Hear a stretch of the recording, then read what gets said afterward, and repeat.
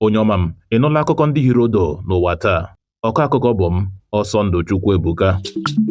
Obi onyeisiala ekwuola na ihe mere ndị ọrụ nchekwa apụghị ịwakpo ma gbuo ndị omekome bandit n'ime mpaghara ugwu bụ n'ihi na ha bi n'etiti ndị nkịtị, nke pụrụ ibute nnukwu ọghọm ya bụrụ na wakpo ha. Mana a ga-echeta na n'oge ha na-achụso ndị omekome ọnụngọọmenti n'ime mpaghara South East, ha na-achụrịte ha bata n'ebe ndị mmadụ bi ma mụnye ọtụtụ ụlọ ọkụ.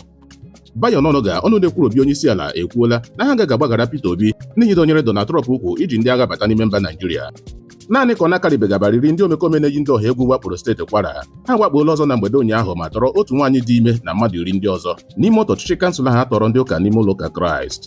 Ndị ụka Kraịst ndị zukọrọ maka ọgbakọ oziọma crusade ha n'ime steeti Nasarawa riri mbọmbọ ụnyaahụ oge ndị Fulani ikpe gbachigharị ehi wakporo ha. Asara Ilokoba agwala ndị omekome na-eyi ndị ọha egwu Boko Haram na ya bụrụ na ha bata n'ime obodo Port Harcourt na ya ga-egbucha ha niile. Otu IPOB site n'ọnụ onye na-ekwuru ha Ịmapụ Afọ akatọọla Ọjụzọ Kalụ maka ikwu na ọ bụ ịchụnta Nnamdi Kanu chụsoro butere ọnwụ ndị mmadụ karịrị 30,000 n'ime mpaghara ala Igbo, ma kpọkuo ya na ya gbarakwa eziokwu dịka ọla oge niile. Ọ bụ na bụ akụkọ ndị ahụ hiri odo n'ụwa taa. Sonyere anyị na YouTube, Facebook nakwa WhatsApp chanel anyị na Akụkọ n'asụsụ Igbo.